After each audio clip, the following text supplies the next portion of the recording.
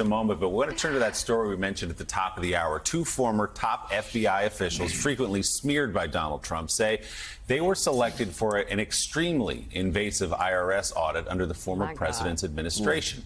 In letters provided to the New York Times, former FBI Director James Comey and former Deputy Director Andrew McCabe revealed they both faced supposedly random audits of their 2017 and 2019 returns, where, according to the paper, the odds of being selected are about 1 in 19,000, even higher, according to some people. At the time both audits occurred, the IRS was run by a Trump appointee. Comey, who alleges Trump demanded his loyalty in a private dinner between the two, was fired by the former president just 4 months after Trump took office. That firing led to the launch of special counsel Robert Mueller's investigation into possible links between the Trump campaign and Russia. It also led to McCabe's promotion to acting FBI director before he too was fired just 1 day before he was set to retire.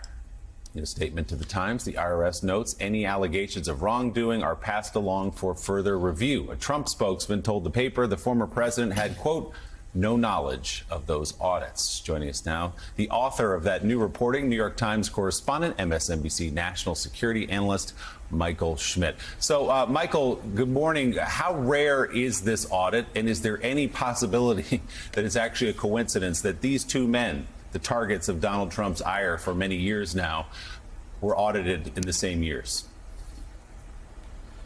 Well, you know, lightning can strike, and lightning can strike in the same area that it had struck before. So unusual and rare things do occur.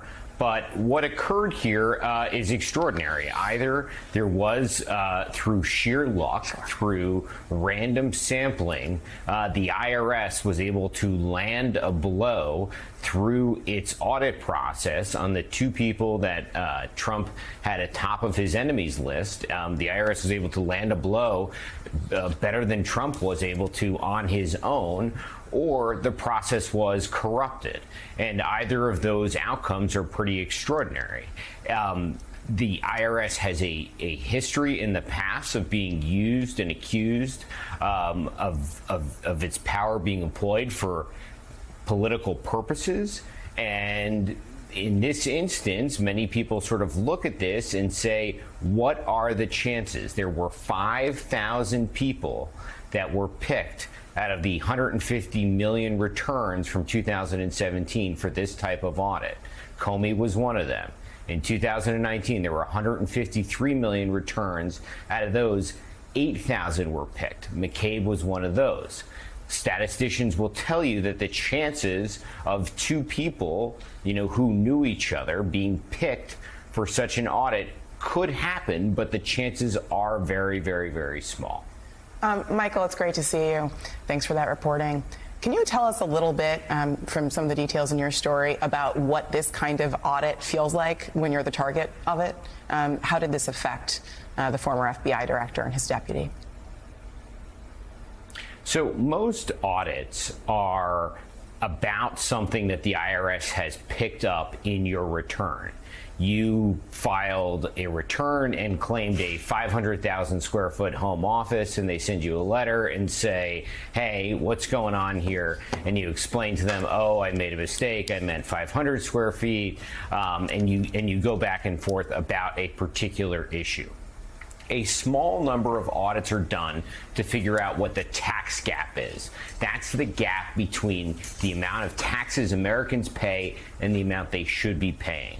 So to figure that out, the IRS goes out and tries to look at the entire country and figure out who is not paying their taxes. To do that, they need folks from all different parts of the economic income levels, of economic income levels. In that process, they randomly pick Americans.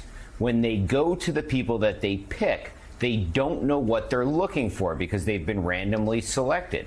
So to understand who and who is not paying their taxes, they have to turn over every part of your economic year. You essentially have to recreate your financial year to the IRS. You have to explain every single deduction that you took. You have to show receipts for those things. In Comey's case, he had to give the IRS a family Christmas card that showed that he actually had the 2 children that he claimed as dependents. At one point, the IRS wanted a receipt from a printer toner that he had bought 2 years earlier, and when he couldn't find that receipt, they were trying to find an American Express card statement that could have shown that. It's that type of audit, that type of invasiveness that goes on here. For the Comeys, it took them 15 months to go through the audit. It cost them $5,000 in accounting fees, something that Comey could afford. I'm not sure many Americans could afford $5,000 in accounting fees. And in the end, they figured out that Comey had overpaid on his taxes, and he got a $340-something refund. All right, Michael Schmidt, thank you so much for your reporting. We'll be reading that reporting in the New York Times. We have breaking.